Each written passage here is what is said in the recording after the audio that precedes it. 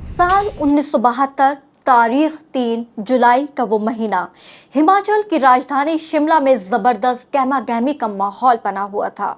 इंदिरा गांधी और जुल्फिकार अली भुट्टो के बीच महत्वपूर्ण बातचीत का दौर जारी था।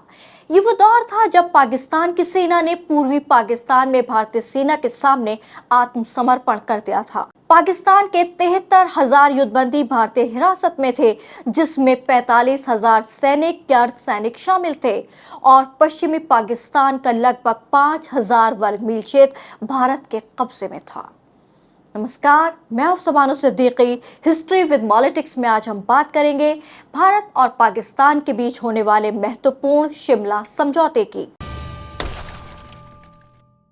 आज ही के दिन साल 1971 में पाकिस्तान से बांग्लादेश अलग होने के बाद तत्कालीन भारतीय प्रधानमंत्री इंदिरा गांधी और पाकिस्तान के राष्ट्रपति जुल्फिकार अली भुट्टो की अध्यक्षता में ये शिमला समझौता हुआ था।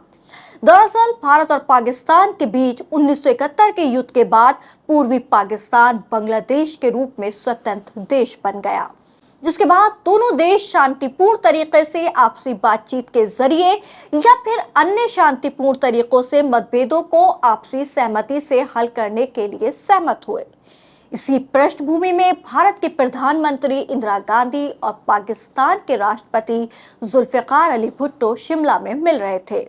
दोनों देशों के बीच 28 जून से वार्ता का दौर शुरू हुआ और 1 जुलाई तक कई दौर की वार्ता हुई, जिसका मकसद कश्मीर से जुड़े विवादों को आपसी बातचीत और शांतिपूर्ण ढंग से हल निकालना था। दोनों देशों के बीच संबंध अच्छे रहे, इसके लिए भी कई कदम उठाए जाने को लेकर दोनों देश रजामंद हुए। इसे ही शिमला समझौते के नाम से जाना जाता है। 2 जुलाई 1972 को दोनों देशों के बीच समझौता हुआ और इस समझौते के दस्तावेज पर 3 जुलाई 1972 की सुबह हस्ताक्षर किए गए। गौरतलब है कि पाकिस्तान को 2 हिस्सों में बांटने के बाद उस दौर की भारतीय प्रधानमंत्री इंदिरा गांधी एक विजयी देश के नेता के तौर पर भारत के लोगों के बीच बेहद लोकप्रिय नेता बन गई। ऐसे में भारत के सामने पाकिस्तान को और सबक सिखाने की योजना की बात हो रही थी और कई अखबार कह रहे थे कि पराजित पाकिस्तान को मजबूर किया जाए कि वो कश्मीर समेत बाकी सभी विवादों को भारतीय शर्तों के अनुसार स्थायी तौर पर हल करे। पूर्वी पाकिस्तान में आत्मसमर्पण के बाद पाकिस्तानी सेना में अशांति बढ़ गई थी और कैद हो चुके सैनिकों को रिहा कराने का कोई रास्ता नजर नहीं आ रहा था, क्योंकि पाकिस्तान में राजनीतिक स्थिति ये थी कि वहां कोई संविधान ही नहीं था। इसीलिए मार्शल लॉ नियम जारी किए गए और सत्ता एक सिविलियन को हस्तांतरित कर दी गई। इस तरह से एक सिविलियन चीफ मार्शल एडमिनिस्ट्रेटर नियुक्त किया गया। इधर इंदिरा गांधी पाकिस्तान से बातचीत करने को तैयार नहीं थी, लेकिन फिर किसी तरह काफी कूटनीतिक प्रयासों के बाद इंदिरा गांधी पाकिस्तान के साथ बातचीत करने के लिए तैयार हुई। इस समझौते के दौरान कई ऐसे मुद्दे थे जिन पर सहमति बनी।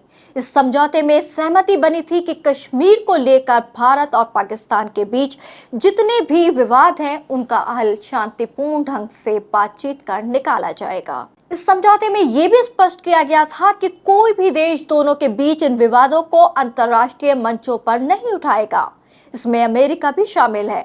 समझौते में युद्धबंदियों की अदला बदली की बात भी कही गई थी, यानी कि युद्ध के दौरान बंदी बनाए गए सैनिकों को उनके देश को सौंप दिया जाएगा।